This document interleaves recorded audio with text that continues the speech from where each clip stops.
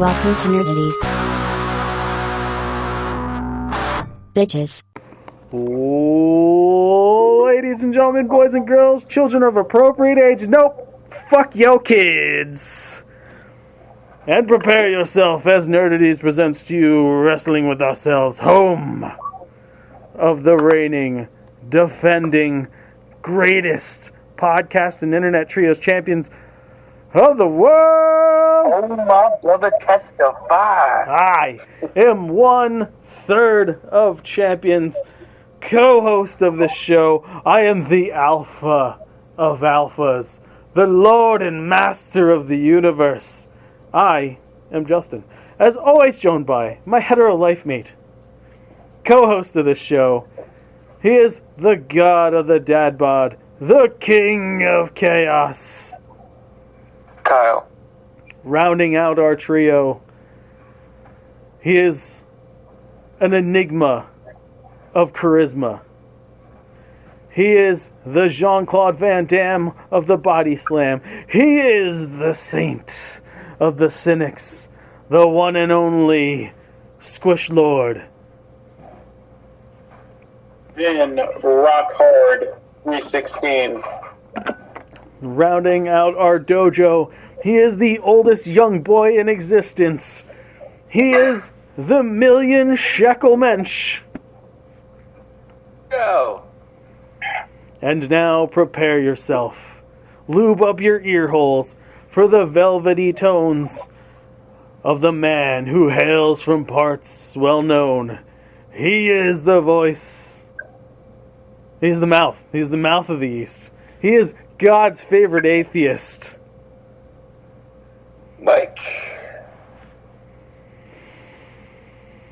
You heard me, right? Mike, right? Yeah, we heard. I was just taking a deep breath. So, a lot of wrestling's happened. And we're gonna talk about it. So, AEW's deal was up with Warner Brothers Discovery, and they've been in extended talks about renewing their contract. And then the exclusivity deal ended like a couple weeks ago. And people were like, oh, well, they're probably still going to stick with Warner Brothers Discovery. And yeah, people might be right. However, it is being thrown around the interwebs that Fox was interested in picking up some AEW television. Which would be interesting because Fox just let SmackDown go. Where's that ending up? On USA. Okay. And then Raw is going to Netflix in January, but from October till its end of its run come December, Raw is converting back to 2 hours because SmackDown is joining the lineup on Thursdays over on USA. And rumor has it they're bringing back the fist set for SmackDown. yeah, I did see that rumor too. They're bringing back fisting. Fisting's never gone away, buddy. My Check. I don't know if you have a similar concern, Justin, to them potentially moving to Fox or a Fox-related station. Do you think that being on a more conservative network would hinder their ability to put on some of the matches they've put on in the past? Well, you say conservative, and I say it is Fox.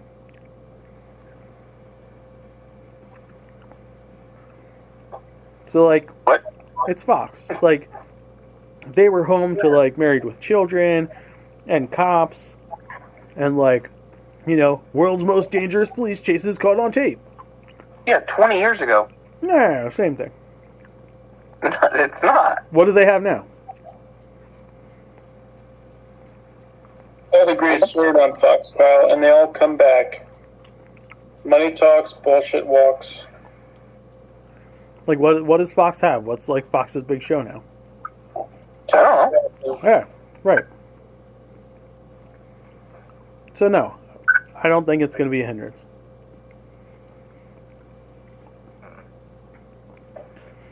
I think good for them if they get it. Otherwise, if Turner doesn't want to lose anything, then they're going to have to pony up some extra cash.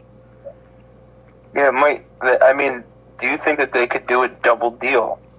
Like, WWE has, with one network getting one show and a different network getting a different show. Sure. Because they also trademarked a new name, right? Shockwave. Shockwave. Which, I mean, the longer AEW sticks around and reveals names for things, the more it just feels like EPWCWF. Spank your mama Rama. Naming system. Because... Hey, I'll tell you what. EPW's Hell's Bells, incredible. Okay? Spank your mama Rama, not the greatest. That was the last time we let Vin name any pay-per-view. Was it First Wave was one? First Wave is the kickoff of the summer. Yeah, and Strong name. Thank you. and the Great American Hash, I think, is my favorite name. Great American Hash was our tag team tournament featuring our stoner team of Rob Van Dam and Sunny Days. Yes.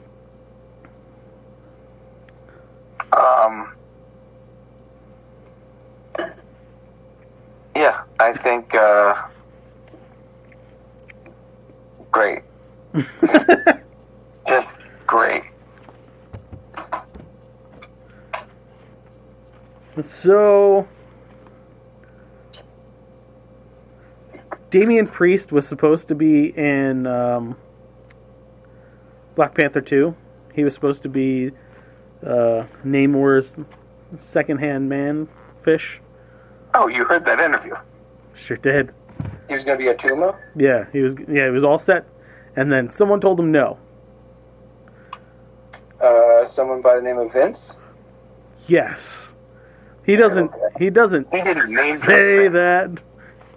Yes. Someone who made all the decisions told him no? That he was like, it wasn't me who said no. It wasn't them. Clearly, because they had hired him.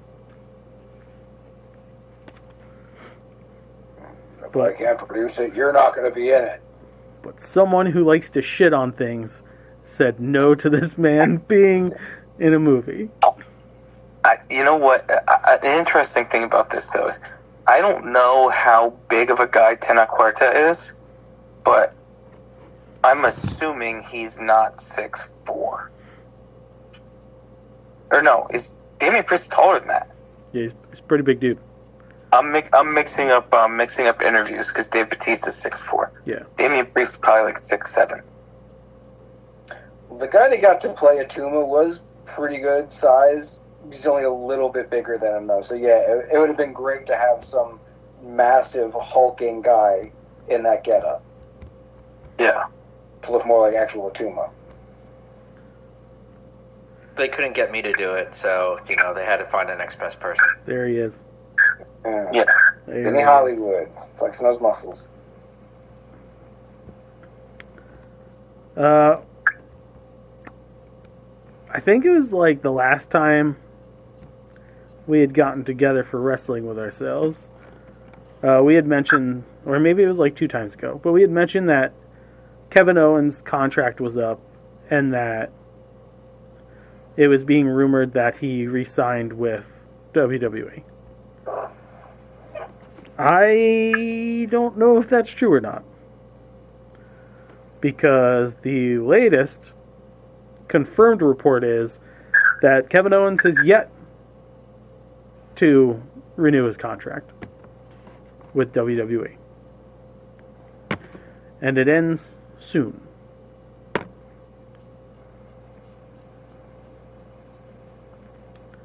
This makes Justin very happy. I would love to see Kevin Steen show up in AEW. In what capacity? I don't give a fuck. Is it going to tie into another story we're going to talk about on the show? Probably.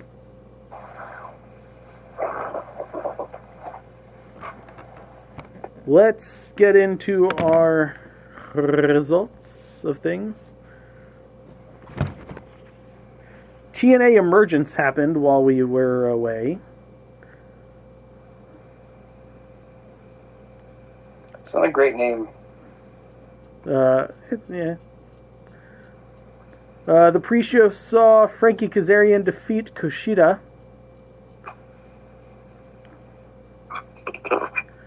The TNA Digital Media Championship and International Heavyweight Championship, PCO defeated Matt Cardona's Mystery Monster to retain both titles.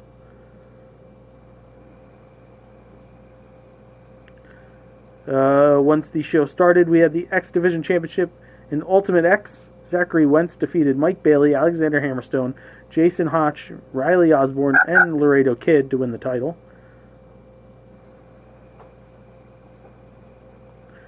Steve Macklin defeated Eric Young. Jordan Grace, Jody Threat, and Danny Luna defeated Ash by Elegance, Alicia Edwards, and Masha Slamovich. That's a great name. It really is. Ash by Elegance, I agree. TNA World Tag Team Championship, Ace Austin and Chris Bay defeated AJ Francis and Casey Navarro to retain the titles. Moose, Brian Myers, Eddie Edwards, and Johnny Dango Curtis defeated Matt Hardy, Jeff Hardy, Joe Hendry, and Mike Santana. What a team. Right? And the TNA World Championship was defended in a 60-minute Iron Man match, and Nick Nemeth defeated Josh Alexander to retain the title. Wow. Thanks to help by JBL.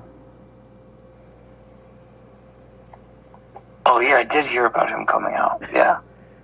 Yep. Is that the full rundown? 'Cause I have 2 questions. Sure. I mean, they're kind of douchey questions, but... Okay. Well, just to clarify, so Frankie Kazarian had a pre-show match. Yes. The guy who left AEW because he wanted to continue wrestling Yes. had a pre-show match. Correct. Against Kushida. Okay. And then Mike Santana, another guy who left AEW because he wasn't happy with how he was being used, was in an 8-man tag match on the losing team. Yeah, but that losing team had, like, the Hardys, who were legacy, and Joe Hendry, who's, like, one of the hottest acts in the entire industry. It had 2 other guys who left AEW because they weren't happy about how they're being used, and one guy who's so over, he's taking over the 3rd show on the biggest company in the planet. Yeah. Okay. Hey, I believe in Joe Hendry. We believe in Joe Hendry. Then, WWE had Bash in Berlin.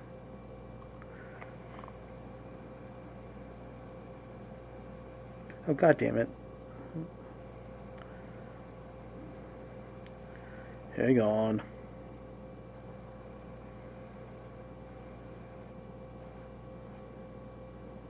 Yeah, they did. They did. And I thought Berlin is located in Germany, for those who don't know. Germany, not necessarily known for the wrestling, known for their checkered history, or so. What else do we got? Here's what happened at it. The undisputed WWE Championship was defended by Cody Rhodes against Kevin Owens. And Rhodes would retain. Because, you know. Because you gotta have friends. And the WWE Women's Tag Team Championships, the Unholy Union, Alba Fire and Isla Dawn, defended against Bianca Belair and Jade Cargill.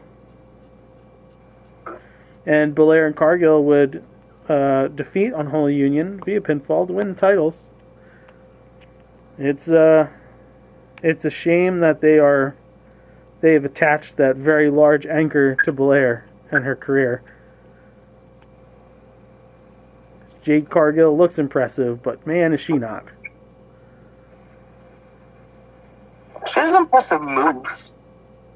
She's not an impressive wrestler. Yeah.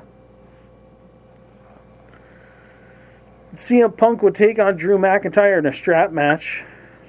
And Punk would defeat McIntyre. And this would lead to them now having a Hell in a Cell match. Because this 12-month feud hasn't been long enough. No, Justin, it hasn't, because neither one of them was wrestling for half of it. Oh, you're right. Because Fragile Phil got hurt again. Damian Priest and Rhea Ripley took on the team of Dominic Mysterio and Liv Morgan in a mixed tag team match. And would you know, Ripley and Priest defeated Morgan and Mysterio via pinfall. No. Bless you. Thanks. The World Heavyweight Championship was on the line as Gunther defended his title versus Randall Barry Orton. And young Randall would come up short and tap out to Gunther, causing him to retain his title.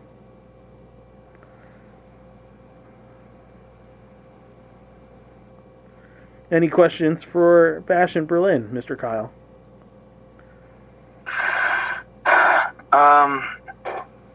No, not really. I mean, you kind of made the comment about Punk and McIntyre. The fact that Kevin Owens lost is interesting. I don't know if you're going to touch on it, but did you see who Cody's next challenger is? It is Solo Sikoa again. So, what is it? Yeah, it is. Because he called out Jacob Fatu. I know who he called out, but Fatu's shoot injured brother.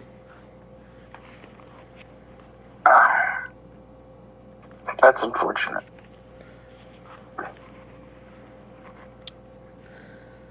Then AEW had two pretty much back-to-back pay-per-views, which is something they really need to fucking fix. I give them credit. Yeah. Both shows were great, but like they can't do this every fucking year. Yeah, they can't blow their load on one show and then 3 weeks later have another show. Yeah. The night started with the You're doing All In? All In first, yes, because that was the first show. The night started with the AEW World Trios Championships, the Patriarchy, Christian Cage, Killswitch, and Nick Wayne, versus the Bang Bang Gang, Juice Robinson, Austin Gunn, and Colton Gunn, versus the House of Black, Malachi Black, Buddy Matthews, and Brody King, versus Pac and the Blackpool Combat Club, Claudio Castagnoli, and Wheeler Yuta, in a ladder match. And it would be the Blackpool Combat Club with Pac that would come out on top and become the new AEW World Trios Champions. Yeah, I don't understand this. Well, it makes sense when we get to the other show. Maybe. The AEW Women's World Championship was on the line. Timeless Toni Storm went after Mariah May, the current champion, in a rematch. Or no, I'm sorry. Strike that, reverse it. This was the match. This was the match. Mariah May would go after Toni Storm's title. And Mariah May would become the champion after Correct. she defeated the Timeless One. In an FTW championship match, Chris Jericho, the FTW champion, would defend the title against Hook. Why this title is being defended when it's not an actual title in the company, I don't know. But whatever. Okay. Fine to have this title as a background title. Fine to have it defended. Absolutely should not be defended on a pay-per-view. Whatever. Or PLE or whatever the hell you want to call it. Well, these are pay-per-views. You have to pay for them. Yes. Hook would defeat Chris Jericho via submission to win the title, with Taz coming out and getting involved. The AEW World Tag Team Championships, the Young Bucks versus FTR versus the Acclaimed. And the Bucks would retain their titles. Yeah, that makes sense. And then the grizzled young vets, James Drake and Zach Gibson, would make their AEW debut.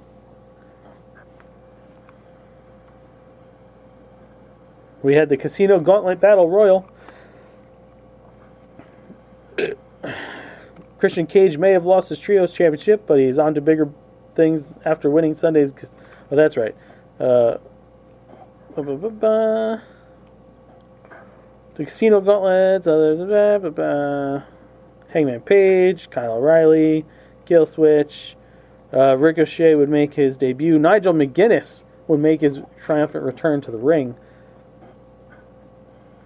This is a pretty strong lineup in this Battle Royal. It's Christian Cage, Orange Cassidy, Kazuchika Okada, Nigel McGuinness, Kyle O'Reilly, Zack Sabre Jr., Roderick Strong, Mark Briscoe, Hangman Adam Page, Jeff Jarrett, Ricochet, and Killswitch, the former Luchasaurus. And Christian Cage would win. On the back of Luchasaurus. Yes. So they totally dropped the Luchasaurus bit? He still looks like Luchasaurus. He's got spikier plate armor now, but he is instead of green. Yeah, he's Christian's bitch.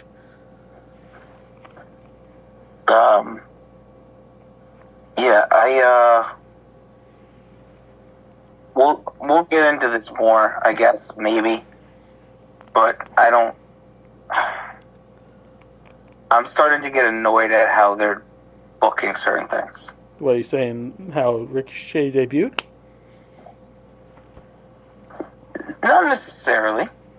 I don't like... There's certain concepts that I just think don't work in terms of how to have viewers tune into a show. Like, I don't think that you can... Well, let's talk about All Out, because that will explain more to the listeners who maybe don't know what I'm about to say. Okay. Because even I am scratching my head and ass, wondering what you're about to say. Okay.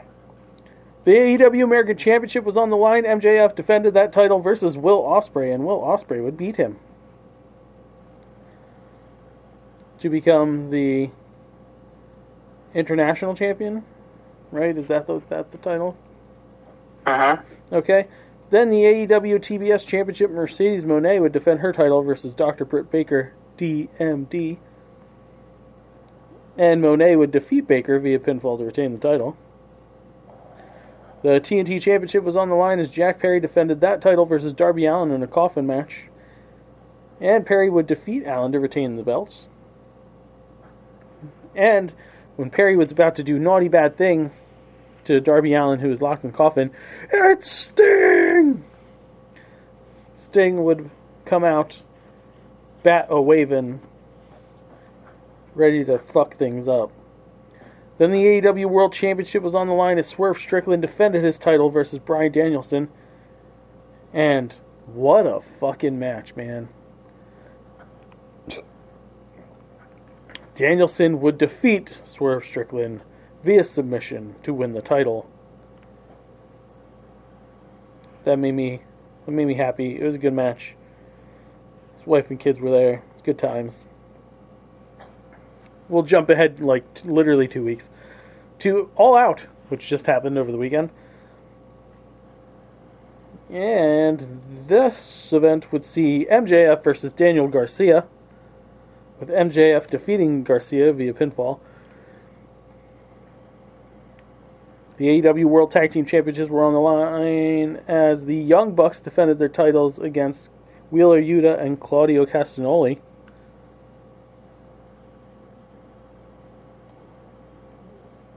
The Bucks would go over on the BCC. The AEW International Championship was on the line as Will Ospreay defended it against Pac. Oh, so good. Wrestle good. Yeah. And then afterwards, the words were exchanged between Ricochet and Ospreay.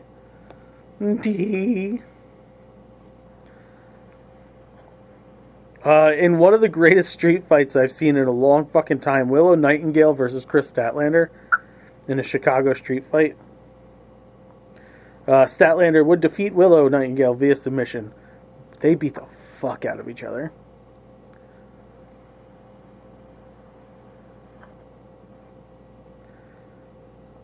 The AEW Continental Championship was on the line as Kazuchika Okada defended his title versus Mark Briscoe versus Orange Cassidy versus Konosuke Takeshita, with Okada winning via pinfall to retain the title. Okada got the pinfall on Cassidy after hitting the Rainmaker, so not tarnishing Takeshita, who they had a little moment where Okada and Takeshita were staring each other down, and we were like, oh, yeah, that could be a good one. Yeah. And the AEW TBS Championship was on the line. Mercedes Moné defended her title versus Hikaru Shida. Moné would win, and it was okay. The AEW World Championship was defended by Bryan Danielson versus Jack Perry. Danielson would win, but Killswitch came to the ring and dropped Danielson with a headbutt after the match, seemingly setting up Christian Cage to cash in his shot at the title, but then the full BCC, including Pac and Jon Moxley, stopped them. As the BCC celebrated in the ring, Castagnoli hit Danielson with a European uppercut. Danielson was shocked before the rest of the group restrained Yuta, and Moxley put a plastic bag over Danielson's head until Danielson passed out. Attempted murder number 1. Or autoerotic asphyxia. Either one. So, like, what the fuck, BCC? How are you going to turn on your boy? And please note that Justin said attempted murder number 1. Yes. Number 1. Because there was still the main event, or I'm sorry, there was an unsanctioned cage match that happened after this with Swerve Strickland and Hangman Adam Page. What a dumb thing, an unsanctioned match. Like, It's happened a million fucking times in the business. Yeah, I never get it. It makes sense. It is a match that they know is going to get so extremely violent because of the feud between these men is just, it's outrageous. That a normal match within the confines of a company cannot hold them. So there's just, we're not responsible for the fucking mayhem. But, like, realistically, they would be. Yeah, Mike, we know, but unsanctioned matches happen all the time. So, violence was expected for this match, and it was not lacking. Both men used a staple gun early in the match, leaving Strickland with staples in his chest and Page with them in his back, before Strickland stapled pictures of his family to Page's chest and then his cheek. Barbed wire, cinder blocks, and, like, my boys took bumps on cinder blocks, Mike, and they weren't gigged, dude. Chairs and tables were also brought into the equation as the match ticked by and both men were pouring blood as a result. Page pulled out a burnt piece of wood from Strickland's childhood home, which Page burned down earlier in the week. But Strickland was the man to use the weapon. Page hit a powerbomb onto the cinder block, but it wasn't enough to keep Strickland down. After Page hit a powerbomb from the top rope and a deadeye, he continued to assault Strickland with a chair. Strickland laughed at Page, but Page ripped out Strickland's grill and then pulled out a syringe, sticking it into the inside of Strickland's mouth and then hitting him over the head with a chair, causing the referee to call off the match. It's easy to imagine this match crossed a lot of people's lines for acceptable violence in professional wrestling, and it's hard to rate as a standard wrestling match.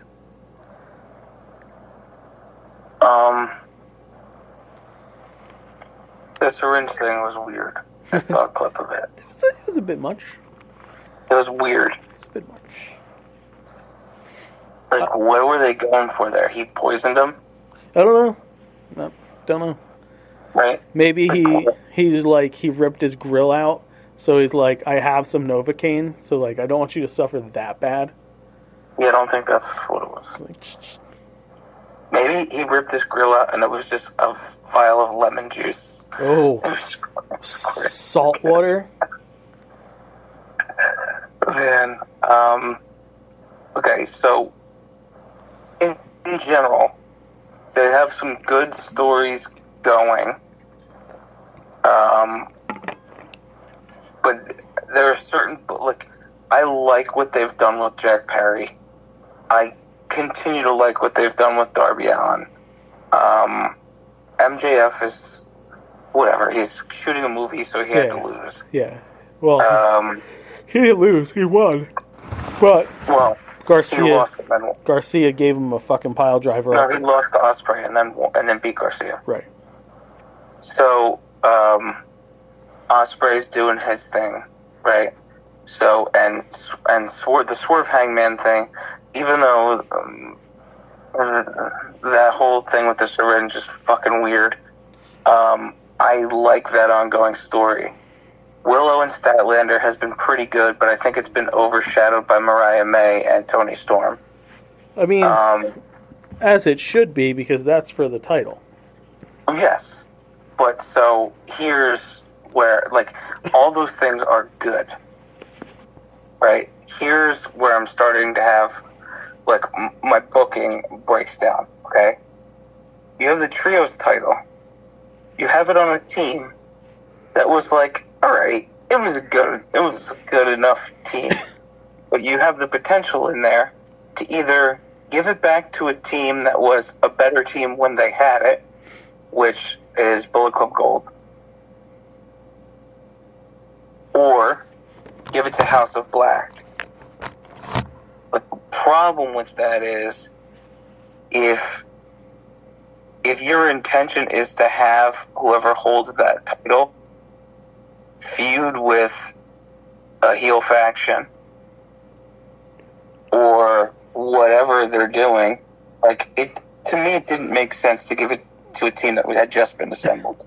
I never liked that. I think it's a terrible look always, especially because you never even got an explanation of why Pac was in that match to begin with. Well, if you follow along, you know exactly why Pac was in that match. If you follow, it's like, because his team the members... Lucha Brothers are gone? Yeah, because his team members are gone, yeah. Oh, I understand business-wise why they had to put him in that match. Yeah, but they didn't give him a story on the show as to why he would suddenly team with somebody he's never had anything to do with. He's been hanging out with them for a little bit since the Luchas left. I mean, all right. Well, I mean, you know what I mean. I know what you mean, but I'm saying, like, it's not like he just showed up and they're like, all right, Pac's the third member of this crew. It was like, oh no, okay, yeah, he's been hanging out with Claudio, and it makes sense. Yeah. What I agree with you, I wouldn't have put the fucking titles on them either. I would have honestly given it to House of Black and just let them have another good run as the Trios champs. Yeah, that's what I would have done too. And then you get, then let's just look at, before we get to the main thing that I think I want to spend more time talking about, the way that they're handling the Elite is pissing me off. Because none of those guys are defending their belts enough to hold them. And they're all holding them. That's the point of it. But, so, that would be a great point if they were getting, like, real heat. But they're not getting, like, I'm tuning in to watch this guy lose like people were for Roman Reigns. Sure. They're not getting that kind of heat. I'm not saying you're wrong about the lack of heat, but, like, you're complaining about what they're doing, but what they're doing, that's the point of what they're doing. They're just not hot. The whole thing is not hot at the moment. People are too upset that Okada's got a secondary belt, that Okada's not the Okada he was in New Japan. Newsflash, people, he never was going to be.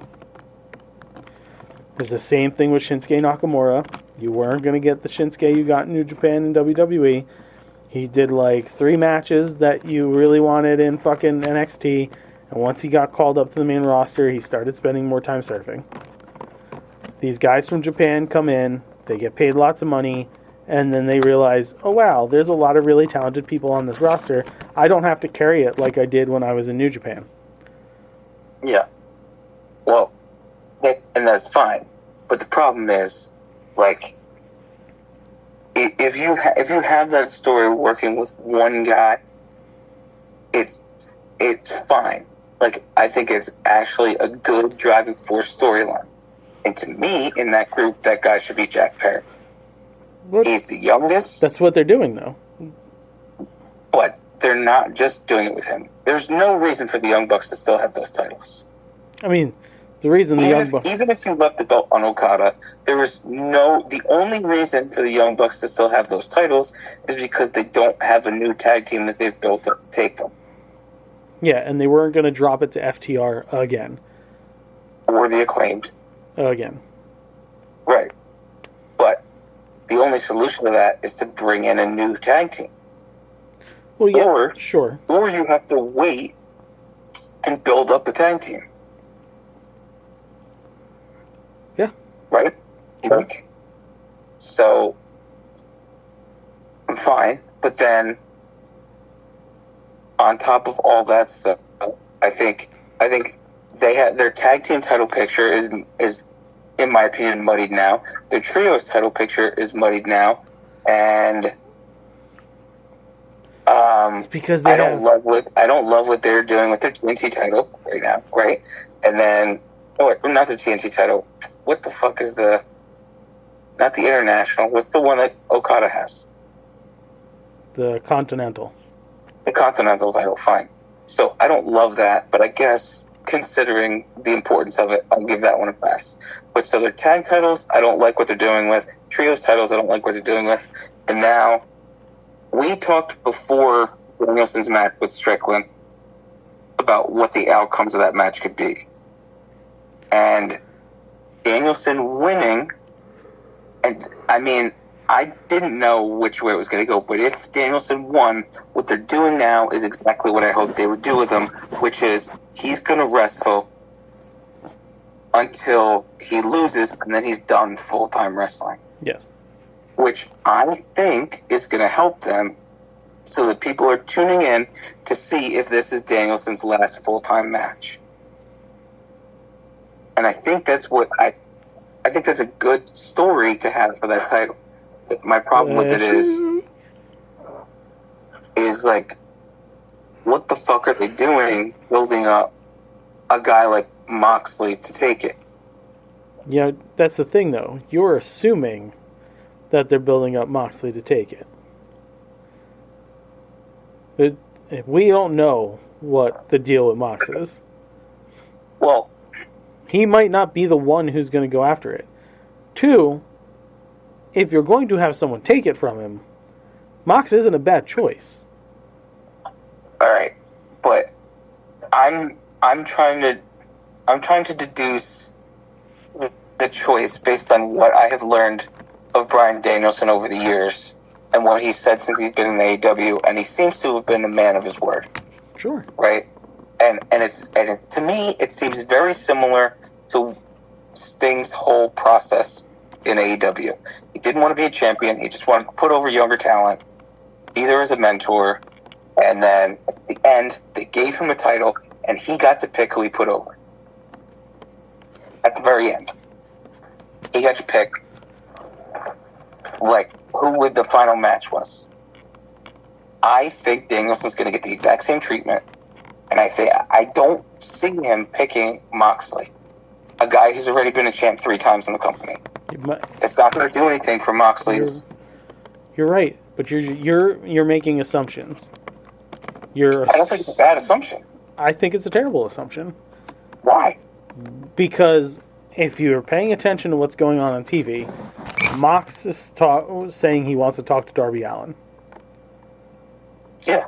I think Mox is trying to get Allin to join the BCC.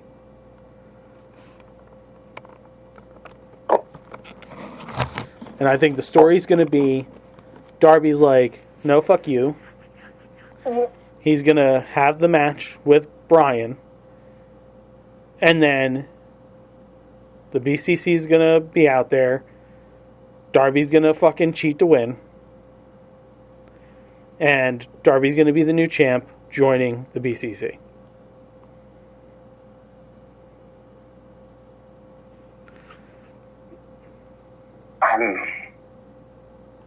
Because there is 0 other people built up to be a contender. That's a younger talent. That makes sense. 0. There is nobody. You're right. We talked about this. Yes. You're right. And you brought up Takeshita as a possibility. Yeah, but But it depends on how long Brian is willing to stick around full time to defend that title. Yeah. Because you got some work to do with Takeshita. Like, he's coming in hot off of that fucking G1 run. But, like... But so, alright. I see what you're saying about Darby Allin and the potential to join the BCC. But realistically, do you think that Darby is going to win the title and join the BCC? Or do you think he's going to win the title in spite of the BCC, similar to what Moxley did when he beat Jericho? I think that that's the way most people are going to see it, so you'll never see the fucking turn coming. Except for now I will, because you just laid it out. Well, yeah, but, like, I've been doing this for a long fucking time, so of course I see it. Yeah, that's interesting. I don't know if I think I'll have to wait and see that happen to know when I'm going to like it. And Darby's a huge fan favorite, and the only way you're going to get him to boo is doing something like that. Yeah. I mean, that's true. But my only question then is, who are they cheering for? Just Ospreay? Yeah. When Swerve comes back, because he's taking time off. Yeah. Ospreay, for sure. Yeah. For all we know, Steen could be showing up in like a month. Well, I mean, that's a good thing to it, right? Is the idea that Moxley was talking to Tony Khan when he said this is not your company anymore. Yeah. Whether or not it ends up being Darby that joins the BCC,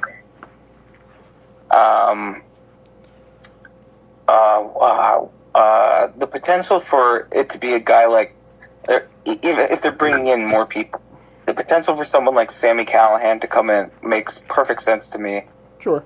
If they're bringing in a guy like Sami Callihan, another guy who would fit with that style of a stable would be Kevin Owens. But my problem with that is I don't want to see Kevin Owens come in and be another guy in a stable. Yeah. That's why I'm saying if Darby turns, joins the BCC, Shane McMahon comes in to run them, you need someone fresh to be a challenger. You have Okada's already wrapped up and he's a heel anyway. You bring in a face Kevin Steen, unleashed, who already knows about Shane McMahon's bullshit to go against him and Mox. Print the fucking money. Yeah. I guess the only other thing... Well, no, I guess extrapolating this, I would think that if Darby Allin wins the title, the first person coming after him would be Wheeler Yuta. Yeah, Yuta's breaking from the group. So, I don't necessarily love that idea yet, but I like it. I'm at least lukewarm on it right now. See? All right. Do you have anything else? That's all I got. All right, I guess that's the whole show then. Yeah. All right. As always, if you like what you hear, like us on Facebook.com/Nerdities. Follow us on Twitter @Nerdities. Email us at nerdities@gmail.com and check out nerdities.com. While you're there, ask Mike while he was chuckling. I'm sending it now. Oh, okay. Fun time. Then fuck yourself. Then go to tpublic.com.